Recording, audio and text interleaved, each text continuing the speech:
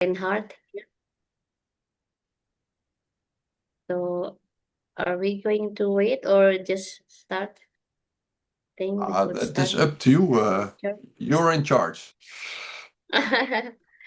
Yeah. I think Reinhardt already here also because this is the postgraduate school class. Yes. So other students are sit in, but I also give them some tasks to write down some things from lecture. So Yes. maybe I think you could start the lecture today. Yes. Thank you so Okay. much, Thomas. Thanks a lot, Anita, for allowing me to give another lecture today. And I will talk about biodiversity monitoring. Let me see how I can share my screen. Wait, Oh yeah. first. Mhm. Oh, I'm not allowed to share. Yeah, you could try Oh, again. now I am allowed to share. Yes. Okay, very good. So I think what I need to show is Mhm. this one. Tell me if this is working. Yeah. Yeah. Okay. Yeah. Yeah, so everybody can Yes. see my screen now. And I think if I Yeah. move with my mouse over the screen, can you see it moving? So I Yeah. can point at things? Yeah. We could see the mouse as well. Okay, great. Yeah. So today I'm going to talk a little bit about how can we use remote sensing to say something about biodiversity, right? And I was specifically asked to tell something about urban and forest applications. I will try to include that in my presentation. Um, Again, I will try to talk quietly because I always talk very fast, so to speak a little bit slowly. But if I go too fast, then Yeah. don't hesitate to tell me, right? I can slow down a little bit again.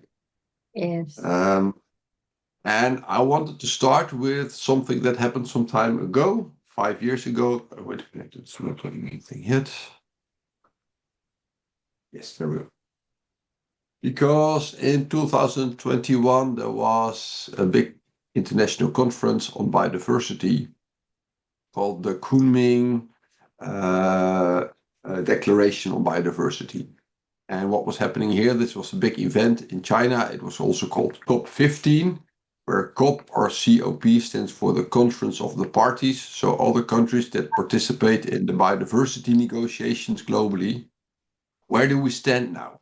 And you can see here at the bottom this logo from 2011 to 2020. This was mentioned to be the decade for biodiversity. So all the countries that participate in the biodiversity agreements basically said, we want to make an action plan. We really want to take care of biodiversity.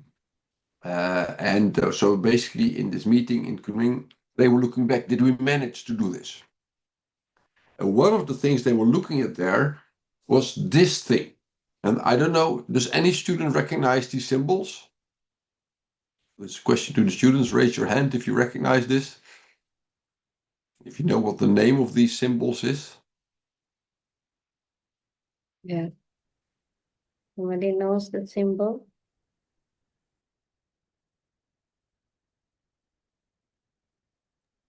Silence means. Nobody knows this? Okay, so I can explain, of course, but I was just curious if this is already known. So these symbols here, these 20 different logos, are what we call the Aichi targets. So in 2010, so that was before the decade on biodiversity started, all the countries that participate in this Convention on Biological Diversity identified 20 different targets that we as global community should work on to improve biodiversity. So in 2010, they started with this, and then in 2021, they were basically looking back, did we manage to do this properly, yes or no? So that was actually uh, quite important in 2021 to see, okay, did we manage to do something? And you can see also that there's 20 different logos, but they all have slightly different meanings and therefore also have a little bit different color scheme. So I will explain a little bit what the targets are. And they're called the Aichi targets because this was negotiated in a city in Japan called Aichi. So that's where the name Aichi target comes from. Alah, empuk kali. There's a question from Mr. Asan Rafli? No? Oh, okay. No problem. So the first four, and you can see there red and blue, they were about, okay, we need to address the underlying causes of biodiversity loss by making biodiversity understanding and research normal for government and society, right? So basically making clear that everybody understands that biodiversity is important, and also that governments, for example, design laws and regulations that take biodiversity into account. The second set of variables, that's the biggest one, this one over here with orange and red, are all the biodiversity actions that we should do to reduce the pressures on biodiversity. So if you look, for example, at number 5, you see there some trees with, if you look very carefully, you see there's actually a saw there. This was about, for example, avoiding deforestation and habitat loss of certain ecosystems. There's many more. 6 is about fish in the sea, etc. So this is really how can we take action to reduce pressures on biodiversity. The third set, that's at the lower right corner with the blue and the purple, was how can we actually improve things? So how can we make things that we need to protect better by, for example, safeguarding ecosystems, but also species and their biodiversity.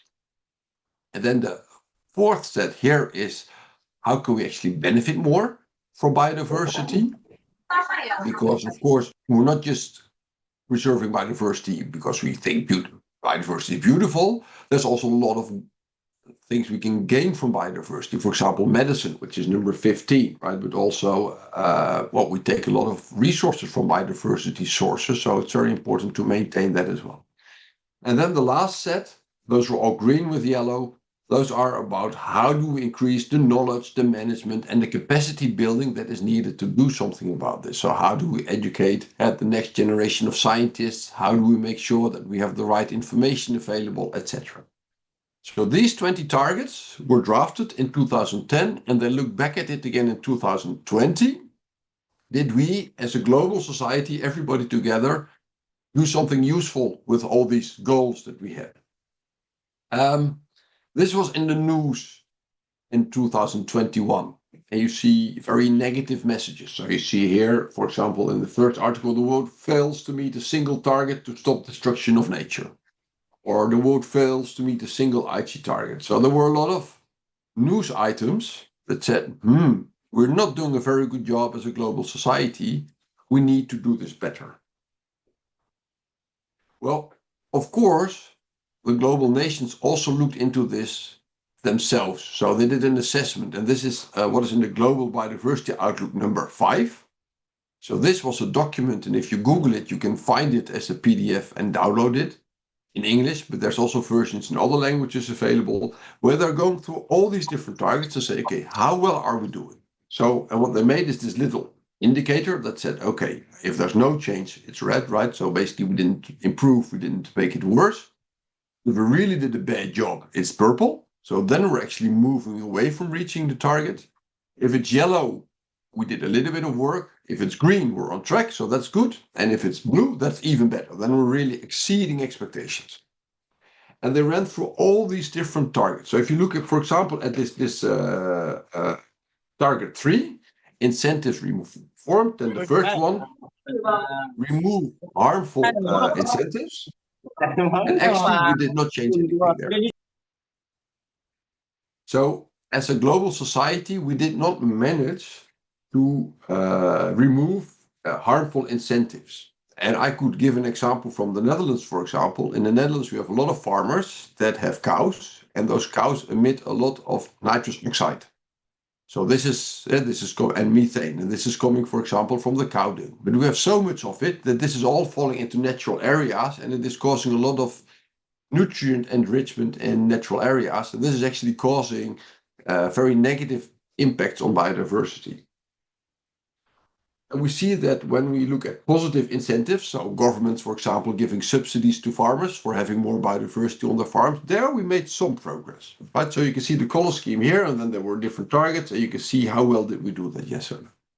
Now, I'm going to run you through all these different elements one by one shortly.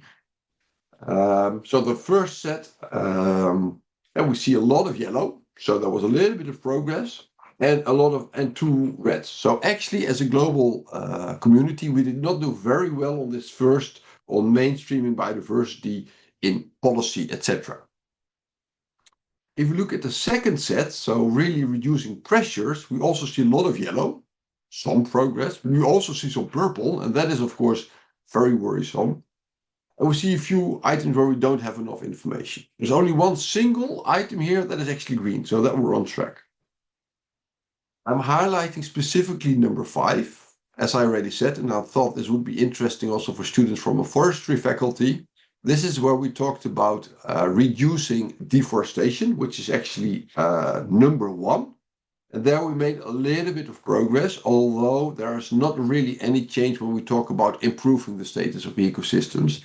And item 3 was about avoiding fragmentation. And there actually we're doing a very poor job. So although we are protecting a little bit of forest as a global society, we're actually not doing a very great job when it comes to avoiding fragmentation. Also, this one, target 8, I think is interesting because this is about pollution. And pollution is also a big problem globally. And we see that the first target, which is about avoiding general pollution, we're making some progress. So that is good. But we are moving away, target 2, which is about nutrient enrichment in ecosystems. And as I already said, in our country, for example, this is really a big problem, but this is across a lot of areas a big problem because car emissions, for example, contain nitrous oxide, but also a lot of cattle farming, etc. And this is causing a lot of nutrient enrichment in ecosystems. And this is actually very negatively impacting biodiversity in a lot of places in the world. Well, here are all the others. So you can see that, I think this one is interesting to highlight, number 12, because in number 12, it is about protection of species. And it says that actually we are doing some work on protecting species better, but actually the more endangered species. And of course, there's an illustration here. They have polar bears. And you could imagine, for example, in Indonesia, this could also go about orang-utan. Or in the Netherlands, it could be about wolves. So these kind of things that actually we are moving away from the target. So for the really endangered species, as a global community, we are not really doing a very good job. So this whole report is actually showing that as a global community, we have to do better, right? We have to step up.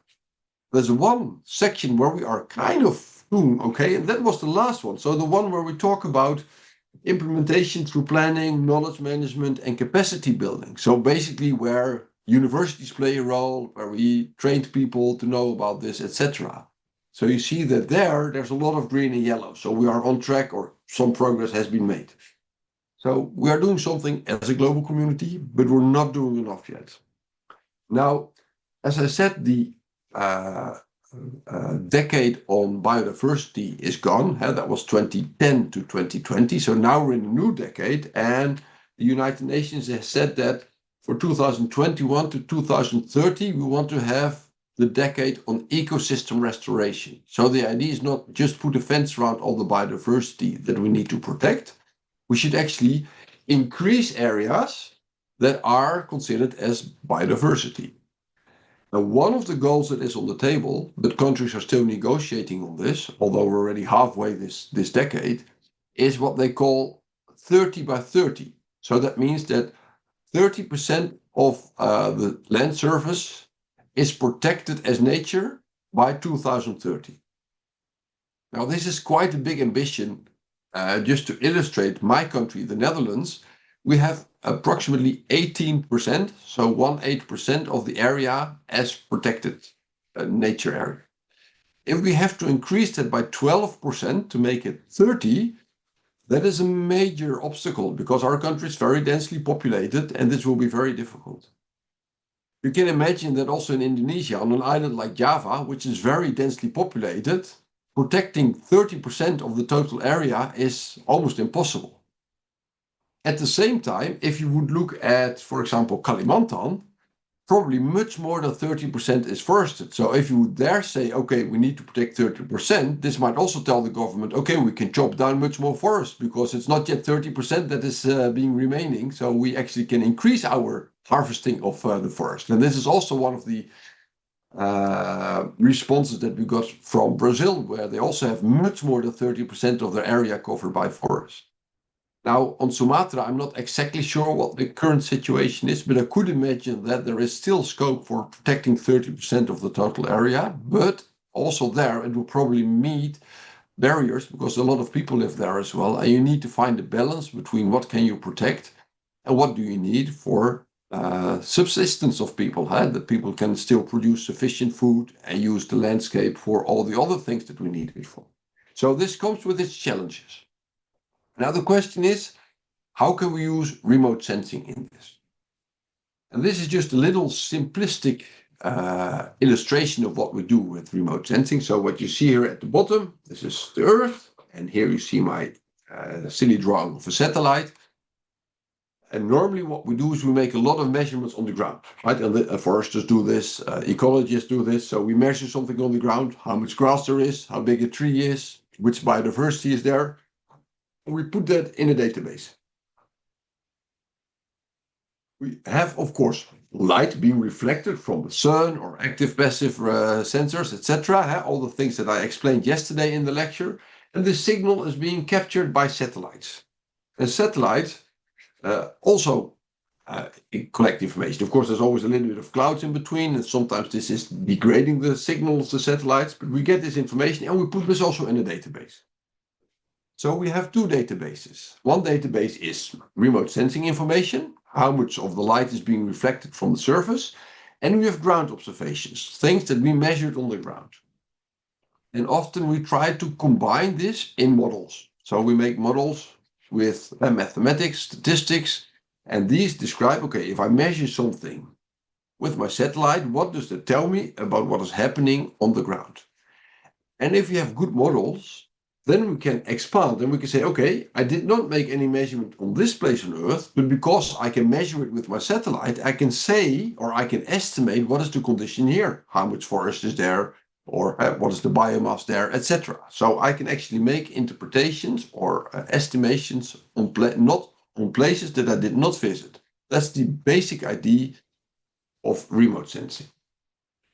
Of course, we all know this, and we also try to do this for biodiversity. And there's a global initiative. It's called the Group on Earth Observation, GEO, and you see here this logo of GEO.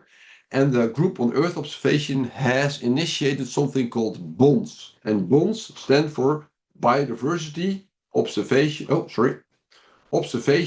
Networks. So those are networks of groups, people, universities, etc., that work on biodiversity observation and try to link that to satellite information. And there are different groups. So here in this illustration, you see one for the Americas, but there's also one for Asia Pacific. And this, I think, would be the one more interesting for Indonesian students. So the AP bond or Asia Pacific bond. So this is where people collaborate together to find relationships between what you can measure with satellites and how to link that with observations on the ground. And a very important instrument that people talk about, and that is also mentioned here on the website of GeoBond, are EBVs. Now, EBVs stands for Essential Biodiversity Variables. So essential, I hope you can see it here at the, going too fast here, at the top, essential biodiversity variables. How does this work? The idea is that we have observations on the ground. Remote sensing people often call about in situ measurements. So this is the Latin word in situ, that means at this location, right? So you really measure something in the ground. And we have remote sensing variables. And if we combine them, we can make something out of that that are essential biodiversity variables. And if you can create good essential biodiversity variables, those can be used to advise, for example, governments or the United Nations on what kind of action they should take and if they are doing enough to protect biodiversity. There are 6 different essential biodiversity categories, as they call it. We've got the genetic composition. So they're also mentioned here in this double, but I will mention them one by one. So we've got genetic composition. As you probably know, every species has a bit of variability in its genes, right? Not every person looks the same. That's also for animals. So not every animal has exactly the same genes. And that gives variation within a population. And that is very important for survival. And we've got species populations. So the fact that there's just one orang-ootang, then you could say it's actually protected, but you need a number of orang-ootangs to have a viable population. And the same for tigers or for elephants or for leopards, right? So you need to have also a big enough population for it. Then we have species traits. So the fact that you have a single elephant doesn't mean that you have all the possible behavior of elephants, for example, or the range in sizes that they have, etc. So also the traits that different species have. Then we have community composition. You can imagine that we could say we want to protect forests, but we have so many different types of forests, and some forests have many species, other forests have few species, and we actually want to focus on the complete spectrum of different types of communities. So this is also an important variable to look at. Then we have ecosystem function.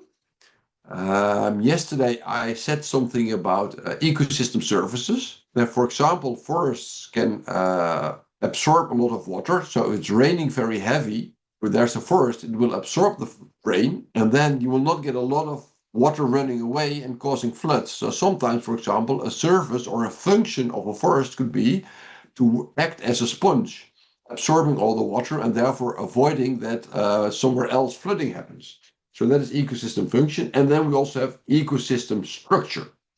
So what is the variation in, for example, height of trees or total ground cover by trees, these kind of things. So those are the 6 different categories of ecosystem essential biodiversity variables. And there's a few criteria that they should also meet. First of all, they should capture all the scales that we are interested in. And with that, I mean, ideally, if I have an EBV, I could say something at a global level. So, for example, is there more variation in ecosystem function in Asia compared to Europe? But also at a local scale. So I would want to zoom in perhaps and say, what is the difference between North Sumatra and Aceh? And so I look at a much smaller scale, but also there I might be interested in this. They should be biological, that's kind of obvious, but it should not be something synthetic that is made by humans. It should be a state variable, so it should indicate how an ecosystem or a biodiversity system is working at the moment, right? So it's not a fixed thing. And it should be able to measure change, right? So if I have an essential biodiversity variable, it should also show, if I do something as a manager in an ecosystem, how this changes. Then we have what is called ecosystem agnostic. Ideally, essential biodiversity variables should work in all ecosystems. So if I have a measurement of biodiversity in a savanna ecosystem, or a grassland ecosystem, or a forest ecosystem, I should be able to use the same essential biodiversity variable, and it should still work. And lastly, of course, we can come up with measurements, but if it costs too much money or too much time to collect it, then it's also not realistic. So it has to be technically feasible, and we should be able to afford it, so economically viable, and we should be able to do it in time. Those are the criteria for relevant essential biodiversity variables. And quite some people worked on this also at our university. So we had many projects with on global diversity and EO4 diversity, where we were trying to find out how can we use remote sensing to measure biodiversity properly. So there have been some opinion articles, for example, in Nature and Science, where people said, okay, let's have a look at what is the current state, what do we know, what do we not know, and how do we come to a agreement between all the different researchers. And what they did then is they started discussions with experts. So they actually had an expert group, people that know a lot about remote sensing, people that know a lot about biodiversity and ecology, people that know a lot about science, policy, so that know how do we communicate with governments. and people that are from the space agencies, so the European Space Agency, NASA, JAXA, all those organizations. And they started to look at different criteria. They said, okay, what are the most important criteria to rank essential biodiversity variables? And then they looked at relevance. So how much does it tell us relevant information? Can we do it? So is it feasible? Can we make accurate measurements? And how mature is the technique already? Yesterday I said we had a little discussion about Landsat satellites and Sentinel satellites.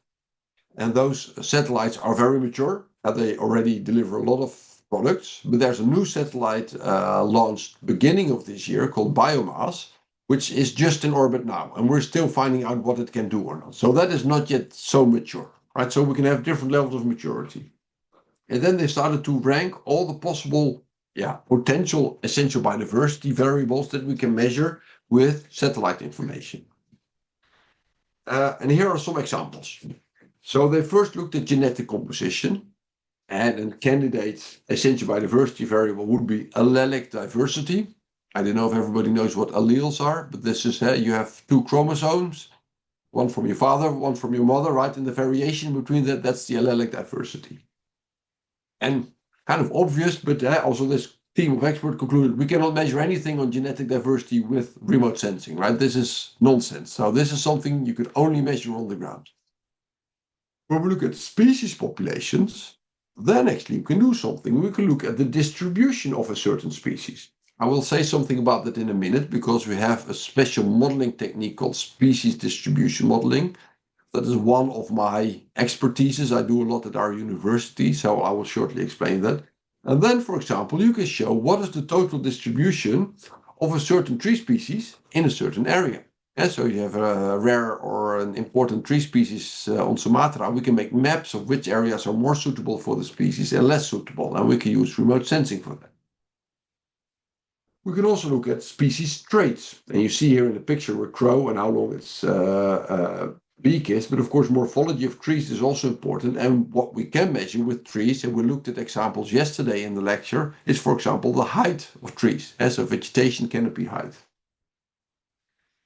We could also look at community composition, and a typical thing that we do a lot with remote sensing is the functional composition, for example of temperate forests. And for those who attended yesterday, I showed this image of hyperspectral imagery of a forest. You saw all the different trees had a slightly different tree species, had a different color. So we can actually find out how different areas have different types of species in their forest. Ecosystem structure we can also find. So we can, for example, look at what is the cover of different land cover types. So this is something we can measure. And also ecosystem function. For example, we can measure the productivity of an ecosystem by measuring what is called FAPAR, fraction absorbed photosynthetically active radiation. So how much light from the sun is being absorbed by trees to produce biomass. And we can measure that also with satellites. So in the end, this article came with a ranking saying what is the best thing we can measure and what is the least thing that we can measure. And they found out, for example, that one of the things that they can measure the best, so that was ranked as the highest, would be fires. So we're really good at measuring forest fires. A lot of satellites are out there that can measure temperature differences and that can find active fires, and they are very relevant because fires actually destroy nature sometimes. So especially in tropical forests. It's very feasible to measure it with very high accuracy, and this is also a very mature technique. When we look at land cover, that was ranked lower. And this is of course very relevant and feasible, but accuracy is a little bit lower, and that is because accuracy of land cover is very subjective, right? What one person calls a forest, somebody else might call a woodland, and somebody else might call a savanna. So there's some kind of arbitrary choices made that sometimes limits a little bit the application of land cover. And if we look at FAPAR, so the fraction of absorbed photosynthetic active radiation that I was just explaining, that shows how much biomass is produced by an ecosystem, then it is actually quite feasible and quite mature. But the accuracy is not very high, so estimating this or measuring this very correctly with a satellite is actually quite difficult. And also what it means for biodiversity is not always clear. So in some ecosystems, a high productivity means that an ecosystem is being very biologically diverse because it has a lot of producers that produce lots of plant biomass and animals can eat this and that causes a lot of diversity. In our country, often the areas that have very low productivity are the more diverse ones. And actually the ones that have very high productivity are dominated by one species that is just very productive. So the relevance of productivity of ecosystems is not always the same in every ecosystem. Okay. You can find the full list. So I've got the reference in this PowerPoint presentation, and I will share the slides again after this lecture, so you can look up this article if you're interested in it.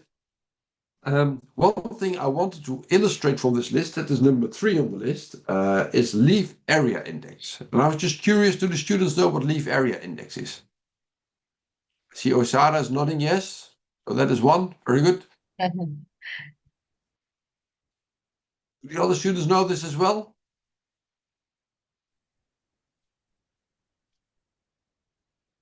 Let's assume you do, right? Sorry? I assume you do. Okay. So what is leaf area index? Leaf area index is, imagine that you have a certain amount of ground cover. How many layers of leaves are on top of each other above that area of land, right? That is basically what you want to measure. So what you do then is you add up the total area of all the leaves in an area and divide it by the total ground projected area that is below it. That is basically leaf area index.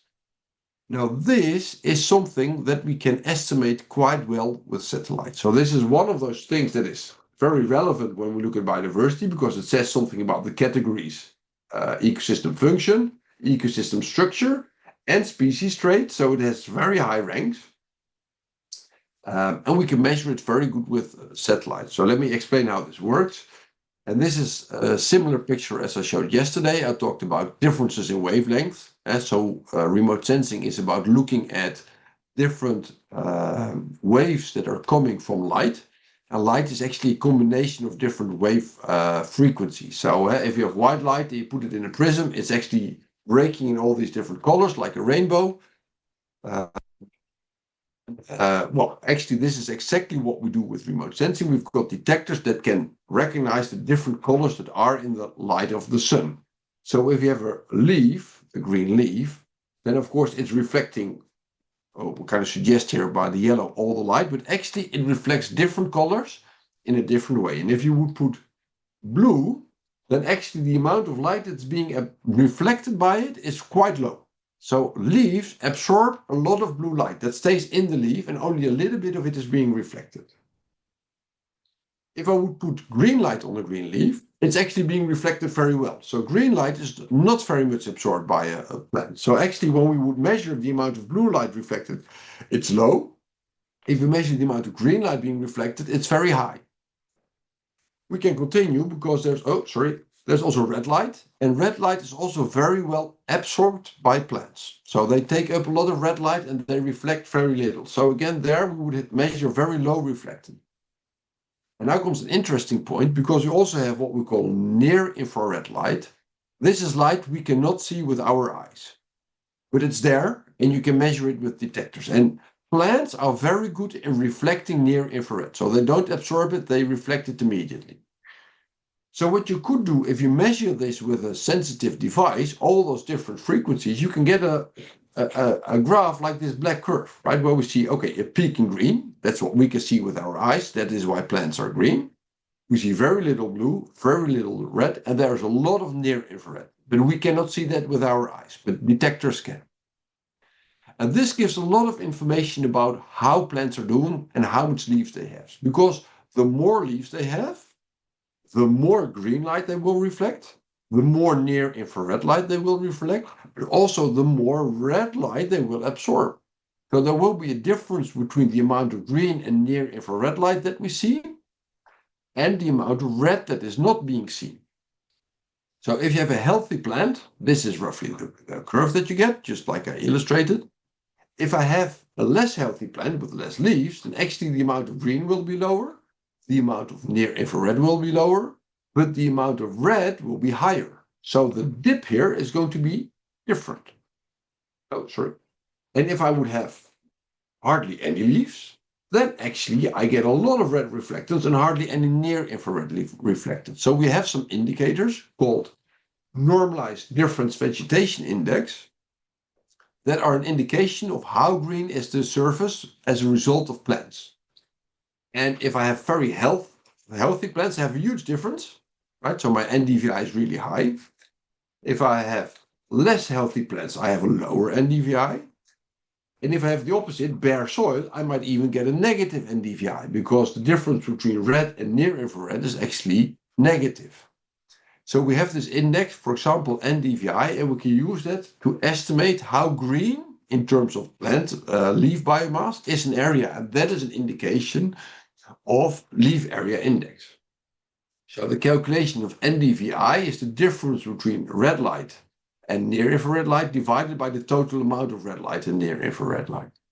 Why do we do that? This normalization, that's why it's called normalized. We do that because this black curve will always have a dip and peaks, but it might be higher or lower depending on how much water vapor is in the atmosphere. So if there's clouds in between, that might weaken the signal a bit, but these differences generally remain the same. So this is a much more stable indicator of how green the area is than only looking at the green light, because the total amount of green light might sometimes be a lot when it's a very bright day, and sometimes a little when there's a lot of haze in the way. So by looking at these differences, we normalize the signal and we get a much better indicator of how green the vegetation is. And here you see a study where people measure this normalized difference vegetation index, that's on the x-axis, and what the leaf area index is. And you see that there is a positive relationship between normalized difference vegetation index and leaf area index. But you also see another very important point here, and we'll call this saturation. If you look at low normalized difference vegetation index, you can see that a little increase in NDVI causes a little increase in leaf area index. It's almost linear, so we can make a good estimation. A little increase on the x-axis is a little increase on the y-axis. But at the high end, you can see that a little increase in NDVI causes a huge increase in leaf area index. So it becomes very difficult to make an accurate measurement because there's of course always a little bit of a measurement mistake, and that means with a little measurement mistake you get a huge fluctuation in what the total leaf area index is. So this relationship works, but it works best in areas with a little bit of vegetation, for example grasslands or savannas. But if you go to tropical forest, we get into this part, their NDVI is always very high, and also there's lots of leaf layers, and then actually NDVI becomes less appropriate.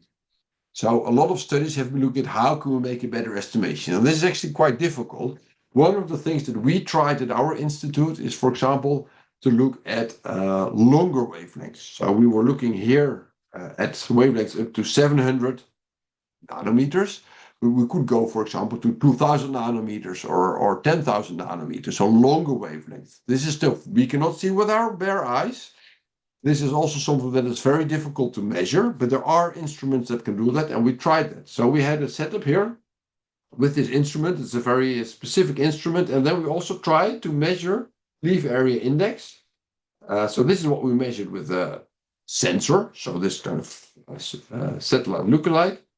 And this is the area leaf area index that we actually measured on the plant, so by really measuring all the leaf areas. And you can see that we found a fairly okay relationship.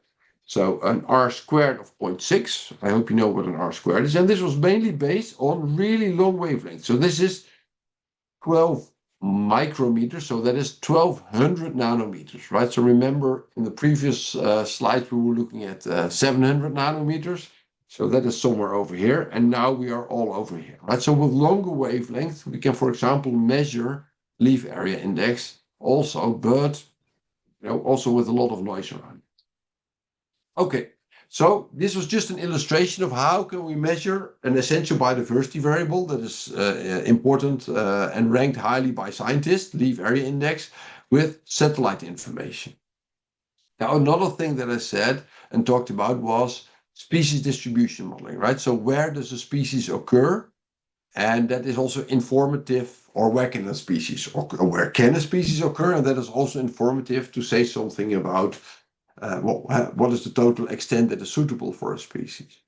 Often that starts with observations in what I call here geographic space, right? So just where is a species occurring, yes or no? So you can just make point observations and say, hey, this tree is standing here, and this tree is standing here, etc. You make a database with all those points, and you can link that with things that we can measure with satellites or from maps, etc.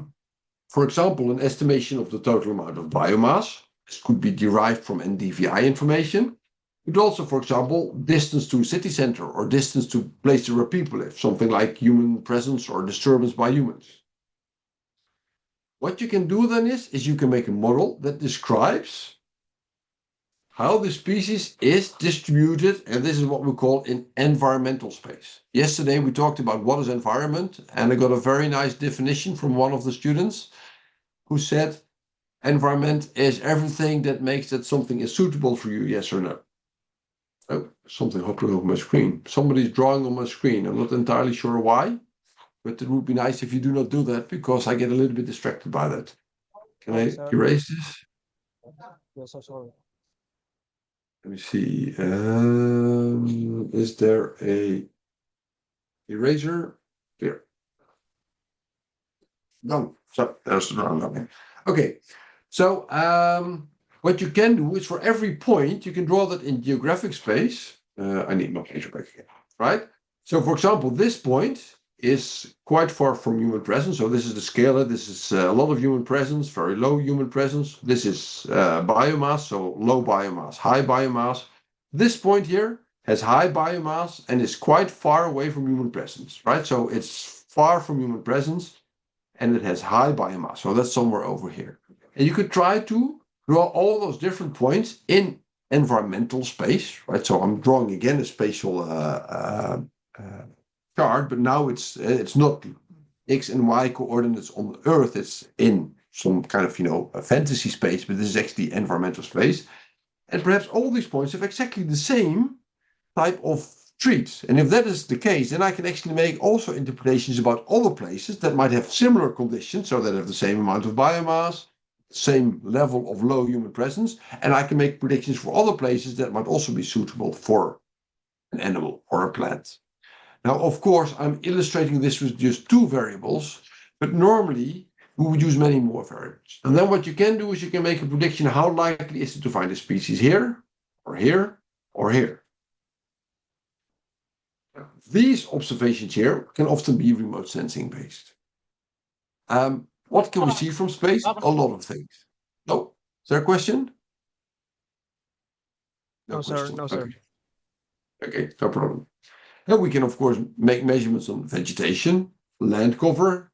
Soil is often a little bit difficult, although we have quite some soil maps as well. Geology, rivers, a lot of different variables. And normally we make these models by stacking a lot of those different models on top or data layers on top of each other in these models, and then make a more complex explanation of where do we expect to find species, yes or no. And I have some examples of that from a study we did in China on rhododendron. So rhododendron are these shrub plants that often grow in the understory of forests. They have beautiful flowers, so a lot of people like them in their garden. But they originate from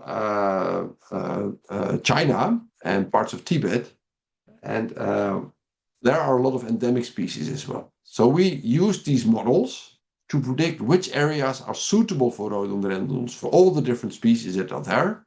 And then we overlap that with which areas are protected by national parks, etc., or not. And then we could make a map like this. So this is China, and here you see the zoom in of the area. And we could look at areas where there are threatened species, so species that need to be protected, and that are also under protection because they are in the national park or not. Those are the green points, right? So this is what we like. It's an endangered species, but it's being protected. We also had species that are not threatened, but are also protected, so that's blue. It's of course always good to protect something, even though it doesn't need it. And then, of course, we had a gap analysis, so there would also be threatened species that are not protected by nature parks. So those are the red dots that we find here. And so that is where you would actually have to put priority for conservation, because there are some species that actually need protection, but they're not yet getting it. So this is how we can use these species distribution modeling together with all the satellite data that we put in there, to inform policymakers how to make protection or how to prioritize protection. Right? You can't protect everything all the time, but this gives us a more targeted view on where we should go. What we also did, this was the same student, we looked at, okay, how will their distribution change in the future? So if the climate changes, and we have a lot of models that are being made on what do we expect, for example, in 2050 or 2100, how much rainfall will there be, what will the temperature be? We know what the temperature should be for this species. We know what the temperature rainfall should be. So we could actually say, okay, which areas are still suitable for the species in the future? And does then the area that is suitable for them increase or decrease? And that is what you see in this figure here. And we made a separation between two types of species. Species that have a really wide home range, so species that are occurring widely, and species that have a really small home range, so they're really specific endemic type of species. And here at the bottom, you see 10 species, so species 1 to 10, that have a very wide range of occurrence. And all of them, except for species 10, show the decline. And this is very logical. If you have a species that is really wide ranging and the environment is changing, then often you will see that it is actually shrinking a little bit because there's less area suitable for them. For the narrow ranging species, so the species that have really small home ranges, we see a little bit more mixture. So there were quite some species that were actually losing suitable area. So they're actually suffering from climate change. But there were also 2 species that were expected to increase in their suitable range. So because of climate change, the situation is getting a little bit better for them, and therefore they have more area that will be suitable for them in the future. So this is another illustration how you can use species distribution modeling to